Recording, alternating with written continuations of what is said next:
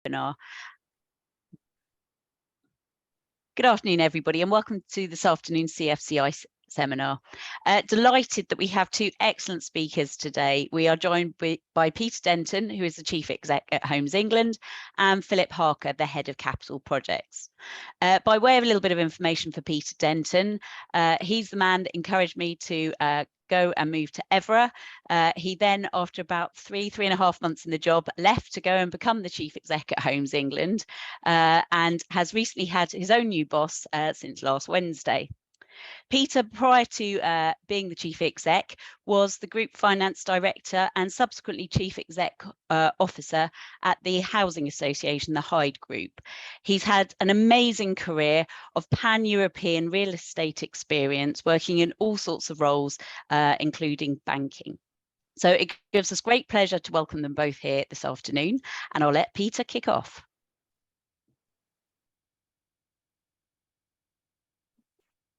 Right, good afternoon, everyone. I've been given about 20-25 minutes to answer questions that would normally take sort of 2 or 3 hours to go through. So we'll do our best to burn through them.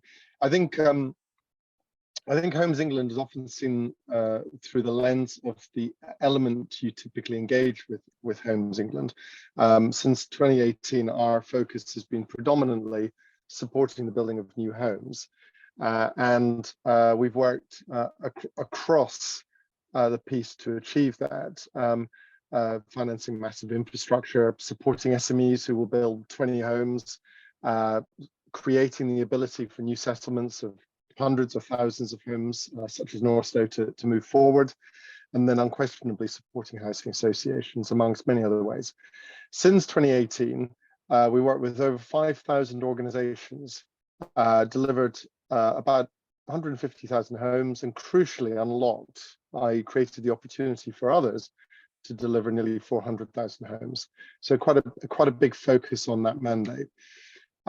Since earlier this year, that's been adjusted, probably visibly a lot, and less behind the scenes, actually not as much as people think, which is to focus on the Levelling Up agenda, which was published in a white paper in February, and how that changes and adjusts the agency, I think, is the predominant reason for this discussion. So a few things. One is that the Levelling Up white paper, very simply, is focusing on 3 things. It's focusing on bringing up opportunity across the country. It's about also equalizing productivity and economic performance through the country. And then thirdly, it's very comfortably and very focused on local voice. The fact that, in my experience, most places know exactly what they need to do to achieve their objectives, and it's up to us in central government to listen to that and support them. So that has moved our agenda officially to being both the Housing and the Regeneration Agency, which is actually our title and statute. And if, for those of you that might recall, the agency's origins are as much in English partnerships and the regional development associations, agencies rather, as it is in affordable housing and regulation. And so that is not just the only thing that's sort of been messaged, it's also the nature of intervention that we've been given the authority to be far more interventionist on a day-to-day basis to achieve national and local objectives, not least exemplified by a much more visible use of our statutory powers, in particular compulsory purchase orders. So we will not only now look to deliver the homes the country needs, but also work with places to revitalise rundown derelict sites, bring confidence, pleasure, and crucially, there is a phrase in the Levelling Up white paper called pride of place, and that is our core objective.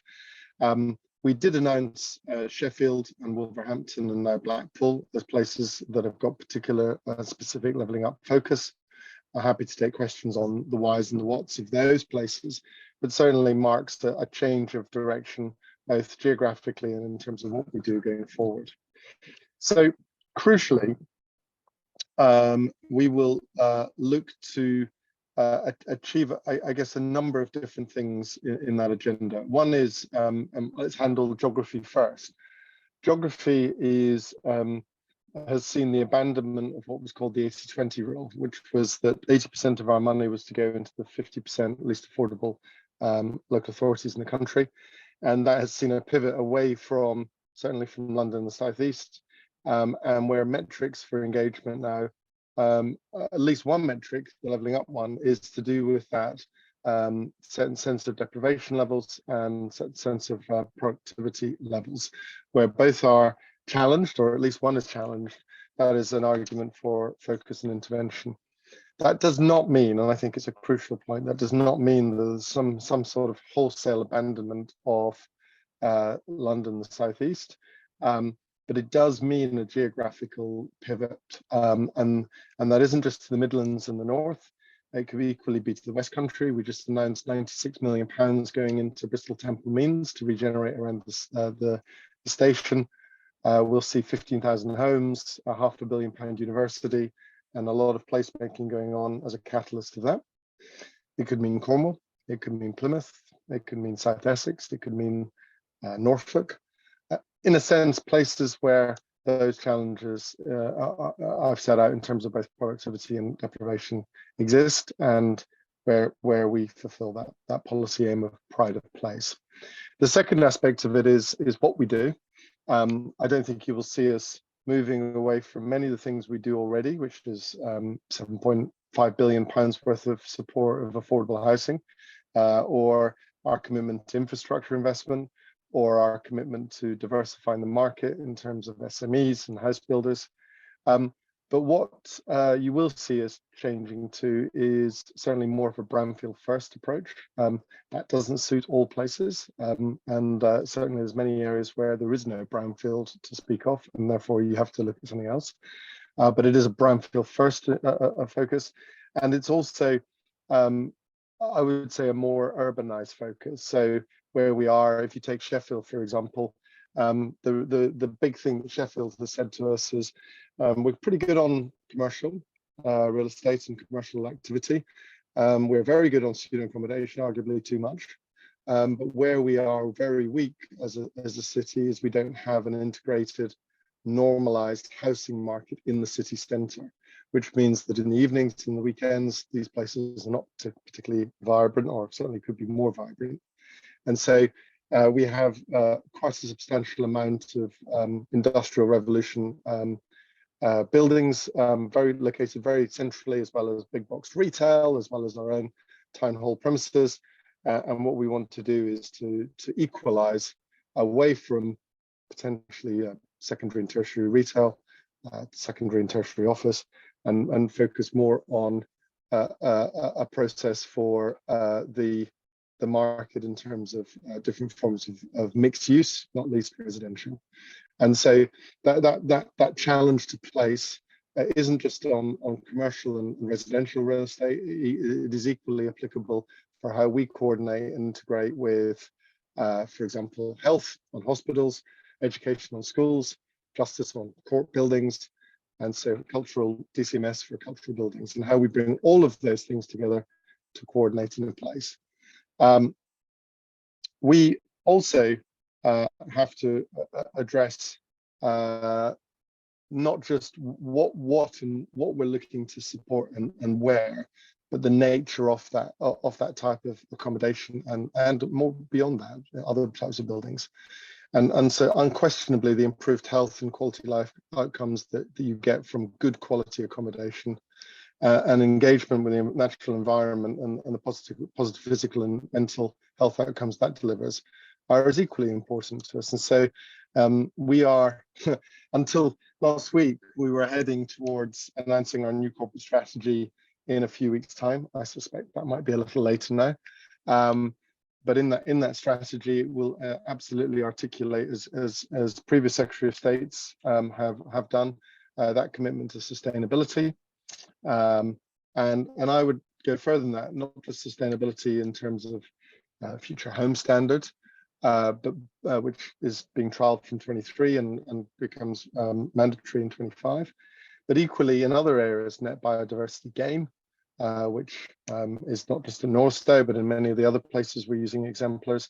Also at a focus on it's on design quality and design shape, and certainly an increasing focus on placemaking and community cohesion.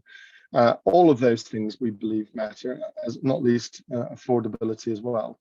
And we see all of those playing into the future in a way that we have already been doing over the last few years, but where they become really, really at the center of any form of mission statement from us going forward. We have a number of tools that when I'm specifically engaging on what we build and what we support. I've talked about building for a healthy life, which is something that we've co-developed over the last few years, and I think has been very successful in setting context, particularly when we're selling land, as to what we expect people to deliver on. National design guides, design codes obviously coming through more and more. And we're going to be really focused on certainly more integrated neighborhoods with access to nature, as I said, distinctive places that reflect local character, and also the intermediate places in these areas, the streets, the public space, the blue and green infrastructure, and so forth. We can do that. We can have an influence in those areas through a number of different ways. So one is that we have quite substantial allocations of money. So we have our house building and diversification fund, which is a way of us equalizing and promoting a greater diversity in the house building market. And then we also have our brownfield infrastructure and land fund, which is often known as the levelling up money. And between those, that's nearly £4 billion. And we can ensure that the criteria for accessing that capital require an increasing challenge on design quality going forward.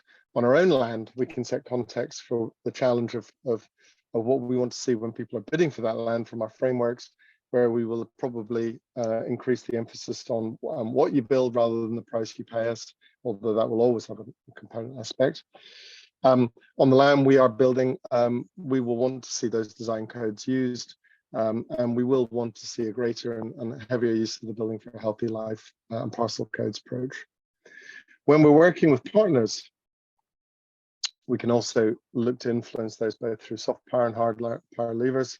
And I think you'll find that other government bodies and our own department will increasingly legislate and regulate to ensure that some of the things we want to see achieved are achieved.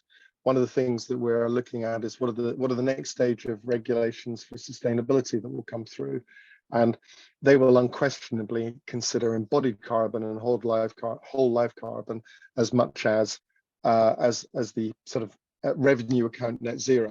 If you go back to the example I gave of Sheffield, I was up there a couple of weeks ago, and you look at their administrative offices of the local authority, and it's not the prettiest of buildings, but they're in a very strong dilemma between embodied carbon and the regeneration of that area, and the best outcome is a compromise where we look to refurbish and regenerate those offices as opposed to demolish them, because of the sheer scale of embodied carbon that would be released as a result of doing that and building again. So I think that dynamic between the need to recognize end-of-life buildings, not least residential. UK has one of the highest ages of its residential housing stock anywhere in Europe. So that dilemma between end of life rather, and embodied carbon is going to be, in my view, is going to be one of the most defining characteristics of the next 10, 20 years in terms of where we are. I was also asked to talk about building safety, and I think that that sometimes might not feel so real for the Cambridge region in itself, but certainly feels real for a lot of places, not least Manchester, Birmingham, London, where we're experiencing the challenges of the history as much as how we go forward. With the legislation that's gone through, there will definitely be clearer accountability for those responsible for the safety of buildings. And that won't just be the owners or the responsible entities.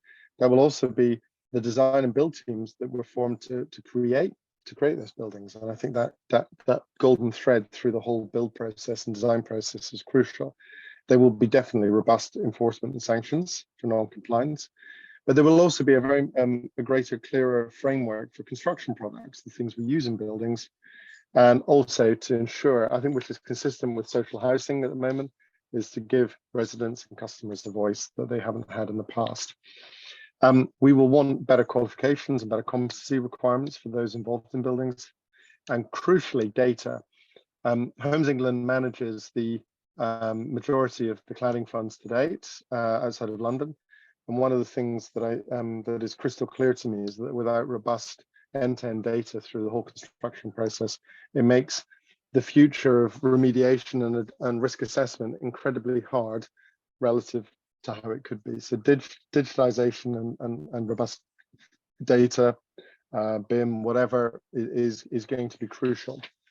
Now, if I summarize what I've tried to convey is a number of things. One is that the agency is not moving away from the supply of homes, but it is nuanced. It's focusing on their quality as well, and it's focused on looking to achieve a wider set of governmental objectives than simply housing supply, far broader in aspiration in terms of placemaking and that levelling up. I've talked about only one way going for commitment to the quality, design, sustainability, and affordability of homes, which is the right way, I think. And then I think the building safety side is something that will be ongoing for a period of time, but will continue to become part of the core furniture of how we build and design buildings going forward. The one thing I haven't discussed is, what does this mean for the Cambridge area? And I think there's a few things there. One is that there's a danger that that one looks at policy and says all money and all focus and all attention goes into that. Homes England is a great example of doing lots of things. We run the Help to Build scheme for people looking to build their own homes now. We saw a ministerial announcement recently on garden communities. Affordability and building of affordable homes is a national endeavour. So SMEs, we support both localized and regionalized and national house builders. And so the point being is there's an immense number of different touch points that will always touch upon places like Cambridgeshire, and not least because of Northstowe. So which will lead me over to my colleague Philip now. But I hope that I've given a kind of overview sense of the breadth of ambition and focus that will be going forward, and look forward to questions after Philip has talked about Northstowe.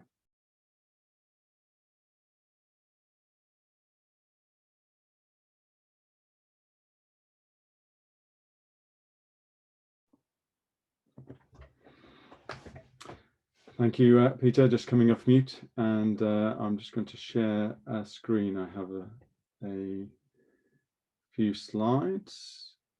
So screen.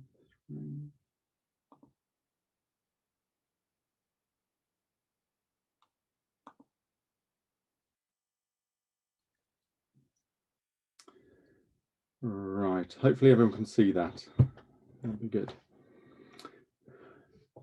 So thank you very much for inviting us to give a presentations, and I'm just going to focus a little bit on Northstowe, and hopefully everyone sort of understands where Northstowe is and what it is, but I'm just going to give a bit of scene setting. So obviously Northstowe is just around 8 kilometres to the northwest of Cambridge. It is one of the largest developments and the most significant developments in the country, so it takes a lot of our focus, and it is crucially important to make sure we get it right. And working with all the partners in the local area, we are hopefully doing that. In total, it will be 10,000 homes, of which Homes England are delivering 8,500 homes.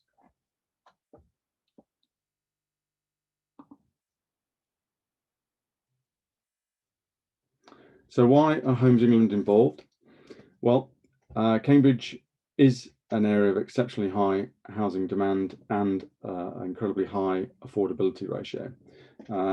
So one of the key things that Home England does is actually intervene in areas of market failure, where we need to make sure that we can try and deliver affordable homes into the area.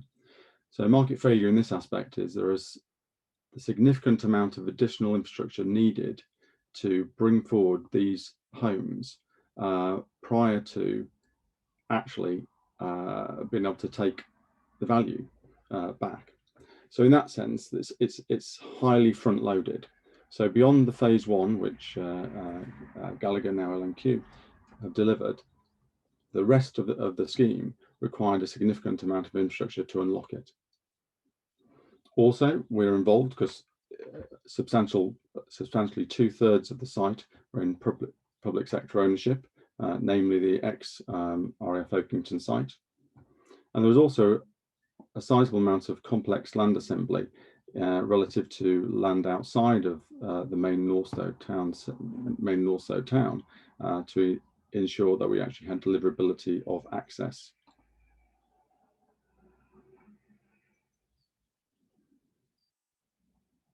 So our role at Northstowe is acting as the master developer, working in partnership with the stakeholders, most notably Cambridge County Council, South Cambs District Council, and other key stakeholders, including different agencies, to ensure that we can bring forward this new town. We're meeting key objectives of quality, affordability, and deliverability, some of our mantras. And in doing so, we're bringing forward the planning and design element. And as Peter said earlier, making sure that the design is meeting building for a healthy life, that we're achieving high standards in terms of sustainability, biodiversity, net gain, placemaking, and community cohesion. And then undertaking the important elements of implementing the strategic infrastructure to prepare the land and unlock the land, so we can actually then bring forward like-minded development partners and provide them with sites ready to be able to start to build homes.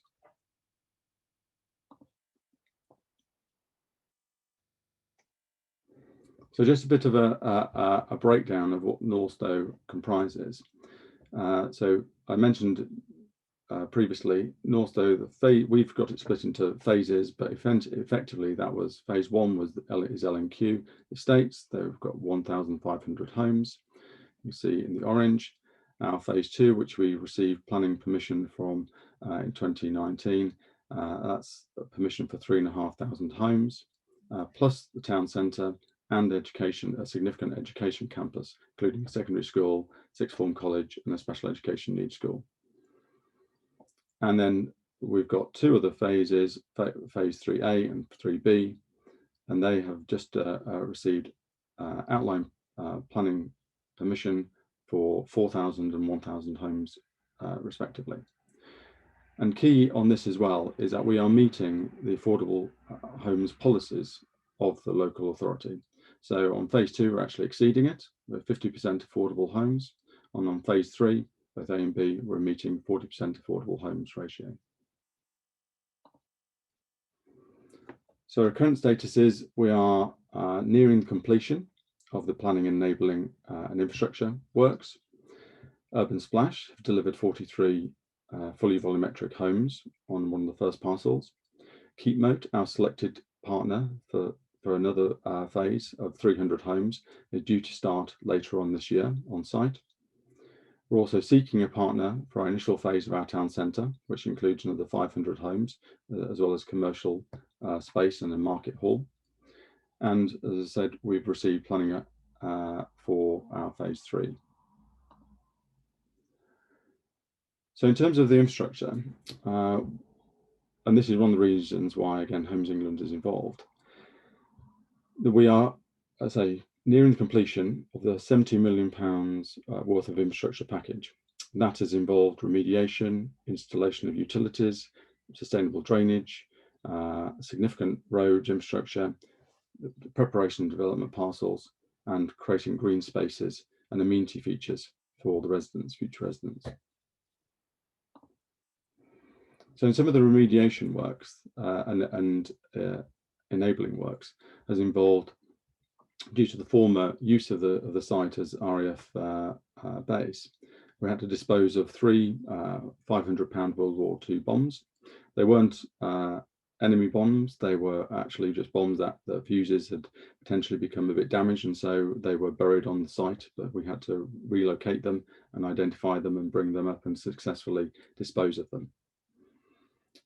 There's a substantial amount of ecology, which we've been working with all the various stakeholders to ensure that we are both mapping out where the ecology is, how we are preparing and mitigating any potential impact, but also putting in place significant off-site compensation for elements of ecology, including farmland birds, where we've purchased 129 hectares of off-site land to actually manage and promote a new habitat for those farmland birds.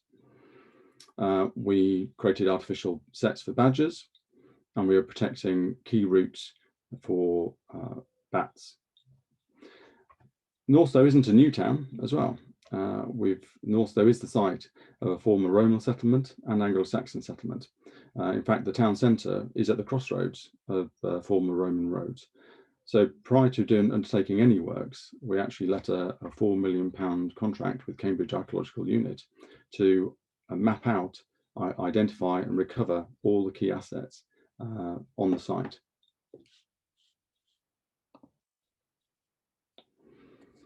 In terms of the hard infrastructure that we've been putting in, there's a couple of images on the screen of the main image is the Southern Access Road West, as we call it, and that's looking from the site heading towards the A14.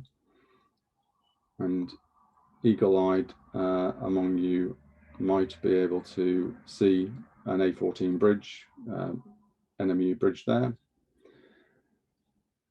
And this small plan here is one where we shows you the size and scale of the infrastructure which we're putting in. So the A14 is just off page there, but this is 2 kilometres of dual carriageway access road that we've had to put in, plus the linking elements of infrastructure all the way through to the site to get to phase 2.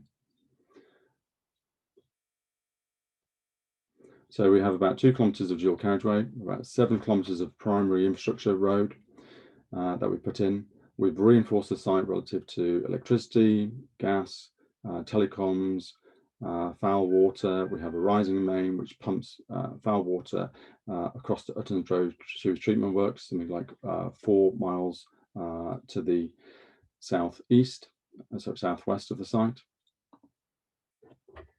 So all of this is ensuring that we can actually start to bring forward the further homes needed on the site.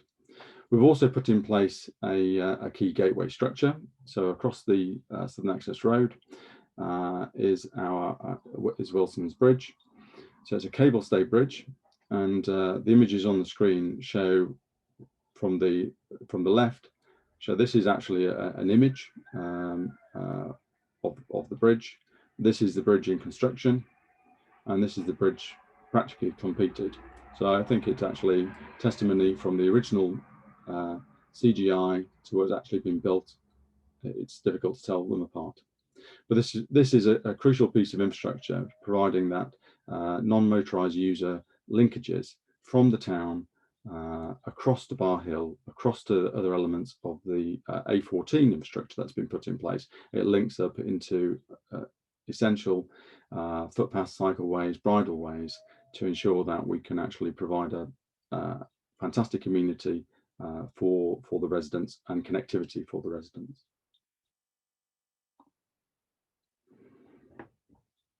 Just put on an image of one of the water parks that we've constructed. So again, as Peter mentioned, creating placemaking, creating amenity features has been a crucial part of both the design and the implementation. So the image here is of one of our water parks, which we're just going through a naming competition with local community at the moment.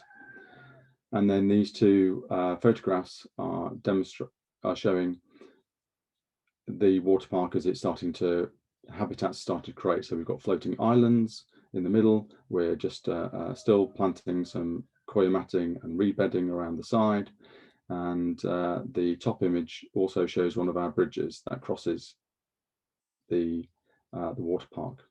And these were architecturally designed. They were brought forward with the thought of reeds, so they're corten steel with a view. There's the fen landscape that's been brought into the site to actually ensure that you've got that connectivity with historic elements. The water parks also don't just provide amenity feature; they are there to provide strategic attenuation. So they're equivalent to about 30 Olympic-sized swimming pools. They ensure resilience against climate change. The design criteria are 1 in 200 year plus 48-hour plus climate change plus 48-hour retention. So they are substantive in their ability to retain water and control the flow of water onward into the catchment that they discharge into.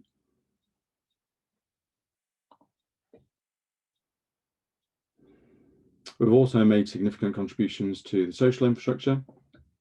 We prepared the site, a 17-hectare site for education campus, and paid significant contributions to the county council for both the secondary school and also the special education needs school. There will also be another primary school on this location, and in fact there will be another 5 primary schools across the rest of the site as we go.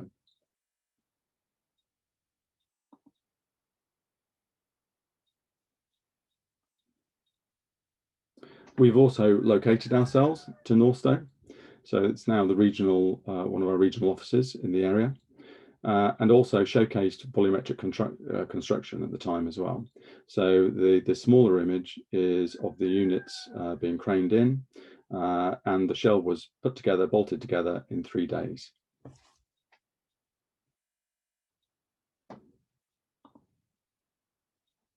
As I mentioned earlier, Urban Splash have been on site and have created and delivered 43 modular homes which front onto the water park that I showed earlier. You could see them in the background. Keep Motor, our preferred supplier, are going to be delivering 300 homes on our next phase of Northstowe. And then excitingly, we've actually are currently engaging with the market to deliver the first phase of the town centre. So that town centre is going to be providing a flexible destination space with enterprise zones, community uses, convenience stores, food and beverage, and co-location spaces for office and workers. And it's right adjacent to the education campus. And then this graphic sort of shows how we're knitting together all of those uses, providing that flexible destination space to promote that enterprise in the heart of Northstowe.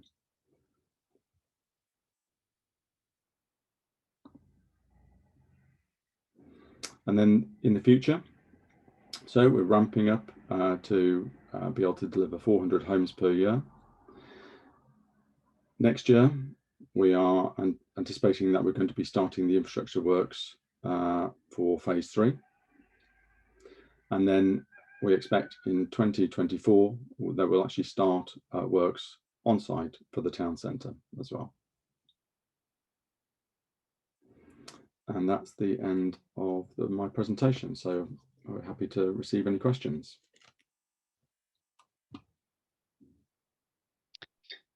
Thank you both, Peter and Philip, for those great presentations. We've got quite a lot of different messages coming in and different questions coming through in the chat. So I'm going to start with Peter first, if I may, and we'll go to the first question.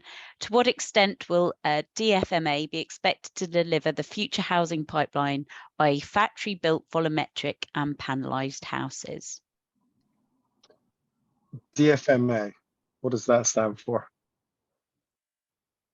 I don't know. I assumed you knew what that might stand for as well. No, if anybody wants to put in the idea. chat, but I think the general flow of the question is that what is expected in the future in terms of factory built and panelised? Look, I think so. A few things that there's one of the.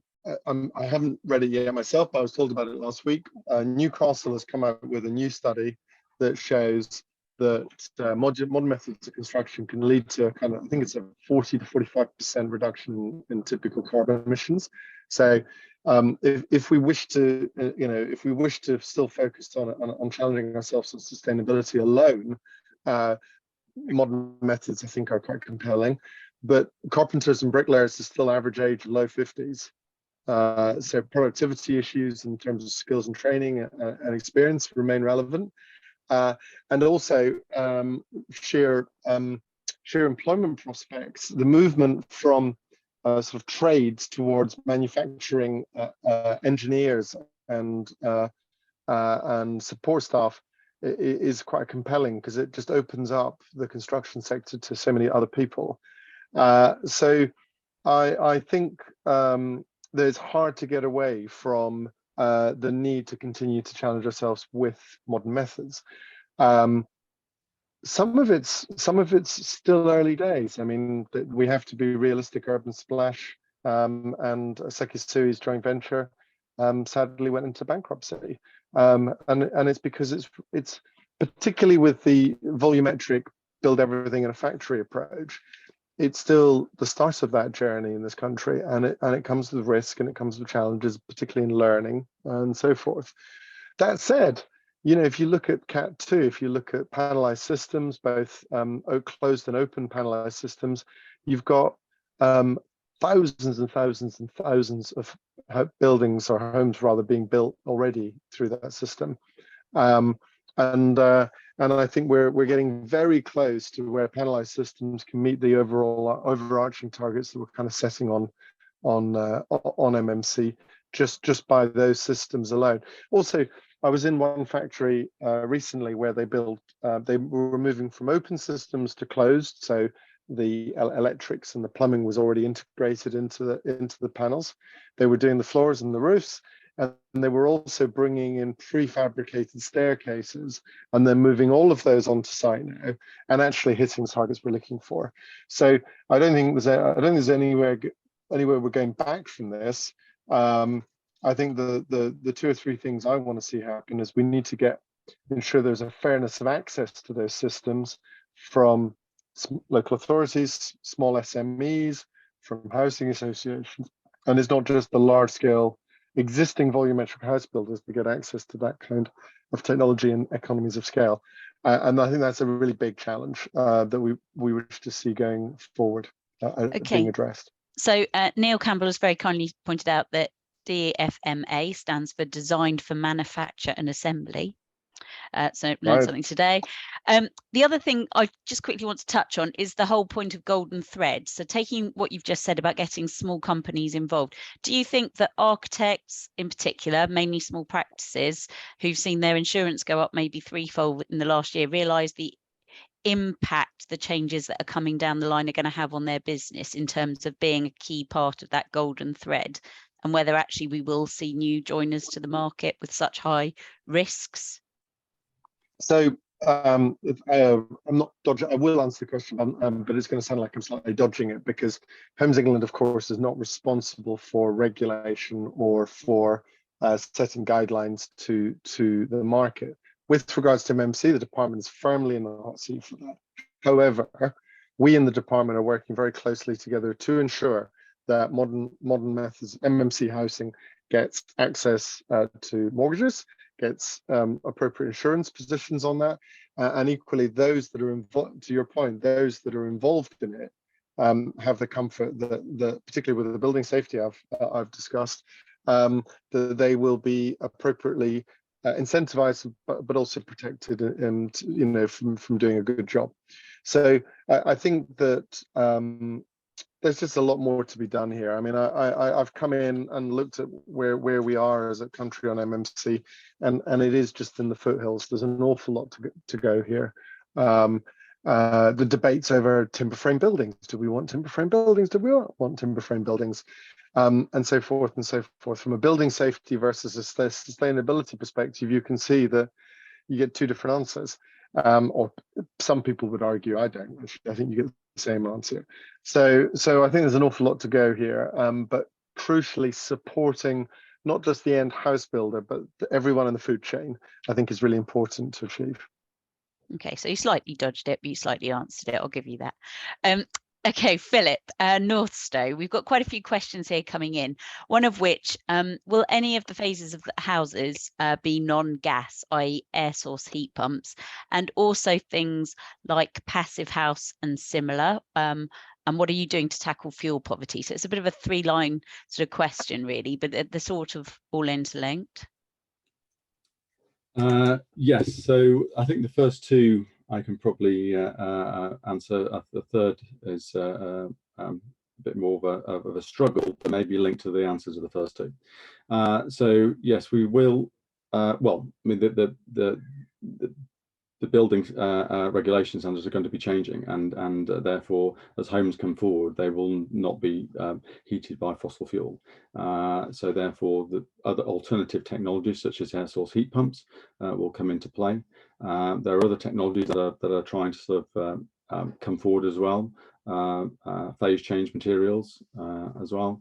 So I think the key thing is, when we started the journey at Northstowe, that wasn't necessarily on the radar, so we did install gas and reinforced gas to the area, and gas may still be utilized in certain commercial buildings or in certain for certain other uses. However, for the homes, they will follow suit with regard to building regs as they come forward, which, as Peter mentioned earlier, is 23 and 25 will be implemented. So the vast majority of homes will not be gas heated. And the second, I think the second part in terms of, I mean, we're not going to be technology prescriptive in terms of any of those elements. It's actually in terms of sustainability. It's a field that moves very, very quickly, and finding the solutions now to I think actually what we want to do is look at various pilots and trials of certain elements, because that's actually always one of the things that we can do to hopefully demonstrate how we can bring forward the objectives in the right way. So I've got quite a couple of specific Northstowe questions as well for you, Philip, as we're going. As a local resident, Girton, and a keen commuting and leisure cyclist, it's wonderful to see the new cycle infrastructure going in at Northstowe. Is it the plan for the Wilson Bridge route to be the main cycle route to the south, i.e. to Bar Hill, and then perhaps to the southern or west of Cambridge? It will be one of the routes. So it's certainly, we've also got a shared cycleway footway alongside the Southern Access Road west, which takes you, which will take people down to the Bar Hill and the A14 connections as well. So it'll be one of the routes. So, and that's what we're trying to provide as choice. So it'll be one route from mainly from the sort of eastern part, or the western part of the site will be via the Wilson Bridge, linking into existing cycleway and cycle services, and then they put in a shared cycleway footway alongside the Southern Access Road West to get down to Bar Hill as well. So plans for bigger expansion for greater connectivity on the horizon, so to speak. Fantastic. Peter, we've got a question about a change in minister and how a change in minister can change strategy. It's safe to say, well, involved in housing, there's been quite a few over the last 10 years. How do you think that will change from what you've already set out?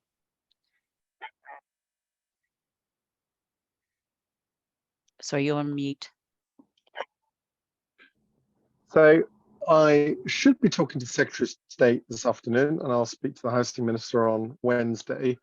So I think the first thing is that the caretaker government at the moment is business as usual. So we should see the Levelling Up and Regeneration Bill third reading go through Parliament in the next week or so, and so there will be a continuity to that. as a non-Homes England person, I would have been very willing to answer the rest of that question, but you can appreciate that I have my own views, but ultimately I'm directed by ministers. We're going to have a new prime minister, we're going to have a new government, and it's for them ultimately to decide what their agendas are. I think that the one comment I would make that is pertinent here, one comment and then one observation. One comment is that levelling up is a red line manifesto commitment, and so I doubt very much from a policy perspective we will see a veering too much away from that based on the fact that it's a manifesto commitment.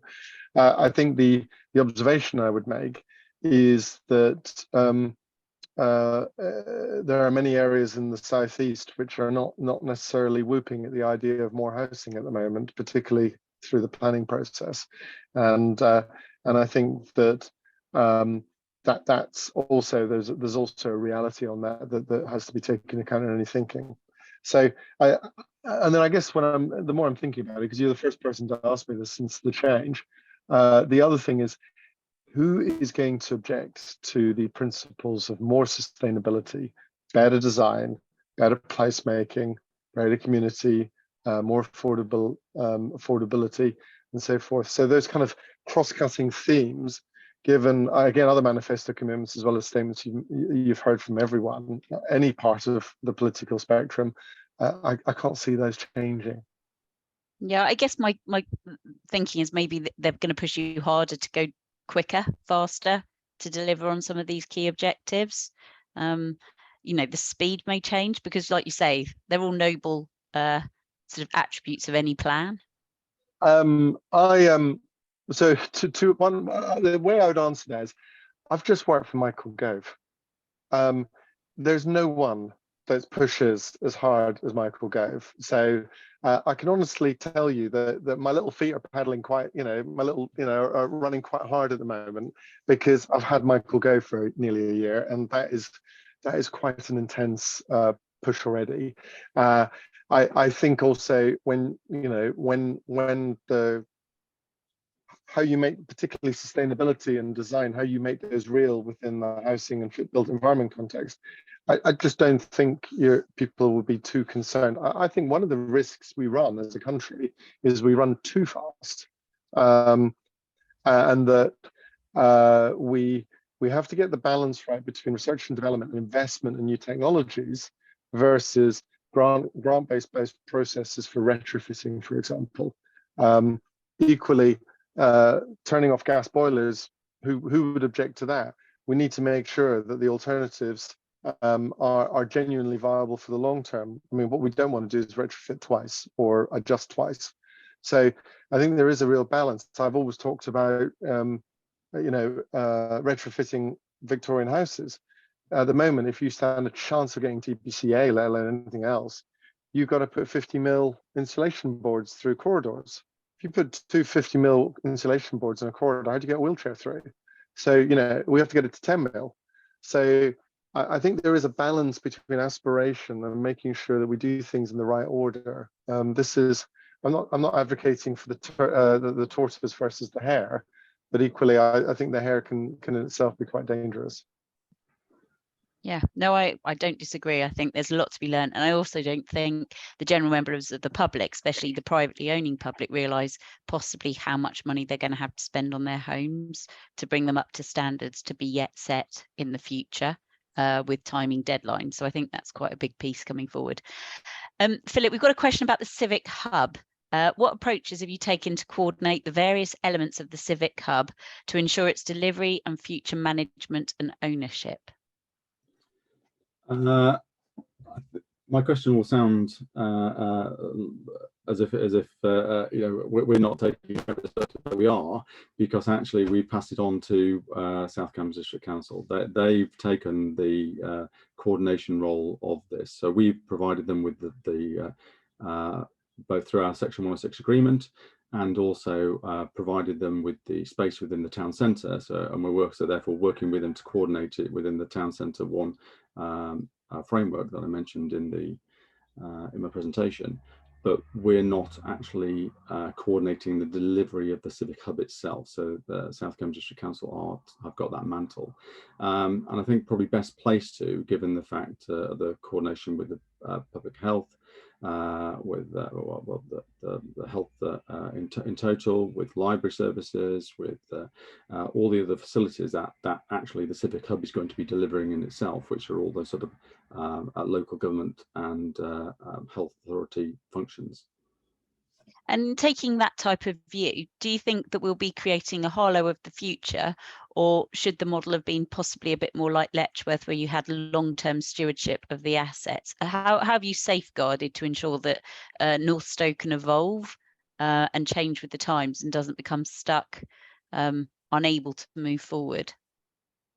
Yeah, so that's slightly different to just the Civic Hub in its own right. So the Civic Hub is just one building within the town centre. So within the town centre aspect, then we are taking the long-term view there. So we will be maintaining ownership of the commercial spaces that are created, or the non-residential spaces that are created within that town centre. So we actually can adapt and move and actually create uses for those, as we've seen town centres have significantly struggled, and so our town centre strategy is one about flexibility and adaptability, and so it's about creating the spaces, and then with some key destination elements, and we're looking at a market hall, little bits like Box Park, to actually create a place where people can actually bring uses and functions into that space, but it isn't actually closed off for anything else to come forward in the future. So we have thought long and hard about this, and try to ensure that we are building in that flexibility. So Stephen Kellen has just posted into the chat that the South Cambs District Council Cabinet today has also agreed for additional funding as part of the Cabinet report online, and there's a link in the chat if anybody wants to read that. So we're coming near to the end of our time. Peter, I don't know whether you wanted to end anything. One of the comments we have in the chat is that some of the candidates for the Conservative leadership are also questioning whether we should stick to the 2050 target for climate change goals. I'm not sure, probably you can comment on the political side of this, but you know, where's your outlook in terms of conclusion of this discussion? I would use the example of Trump and many of the states in the US. Many of these states in the US just said, well, it's great that you think that's when the agenda should be, but we don't agree and we're going to keep going. I think 2050 is a firmly entrenched view from society as a whole. And I think that, do I personally believe there's a debate that we're trying to, you know, are we trying to do too much, particularly in the retrofitting side now versus in a year or two? I think there is an argument for that. Do I think that people are, do I think that most businesses, most market players and most politicians, do I think they are focused on 2050? 100%. But I think that there are some near-term dates that we just need to look at, and not because people don't want to dodge them, but just say, are we really going to achieve what we want to achieve by that particular date, and be realistic about it. So I think that is a debate for policymakers and politicians, not me. But I see an unswavering commitment generally in most people I engage with. Well, it goes without saying, thank you very much to Peter and Philip for your time today. By way of a little bit of housekeeping for the CFCI, tomorrow we have the Chair's Garden Party. Sorry for any of you that didn't get tickets, it's a total sellout.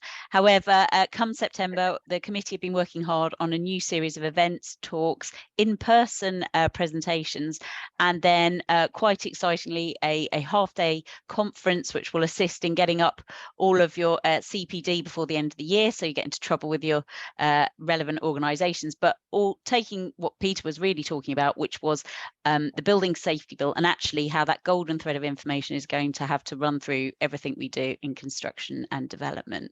So thank you very much for your time this afternoon. Thank you to our speakers, and we'll see you again in the autumn term. Thank you.